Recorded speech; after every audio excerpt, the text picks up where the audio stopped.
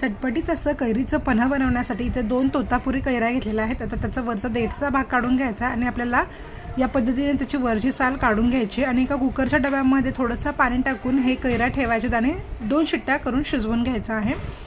तर इथं छान शिजलेलं आहे। आता या कोळीवर जे थोडाफार गर आहे तो काढून घेऊयात आणि त्यानंतर ना मिक्सर जारमध्ये आपल्याला हा पल्प काढून घ्यायचा आहे आणि आता जितका पल्प तेवढाच आपल्याला गुळ वापरायचा आहे। त्यानंतर चवीनुसार सेंधव मीठ टाकलेलं आहे, भाजलेल्या जिऱ्याची पावडर अर्धा चमचा टाकलेली आहे, थोडंसं लाल तिखट टाकून छान फिरवून घेतलेलं आहे।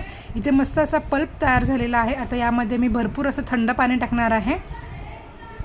छान भरपूर असं थंड पाणी टाकून इथे आपलं मस्त असं कैरीचं पन्हं तयार झालेलं आहे। आता इथे ग्लास घेतलेला आहे, ग्लासला मी थोडंसं डेकोरेशन केलेलं आहे छान असं, तर ऑप्शनल आहे, नाही केलं तरी पण चालेल।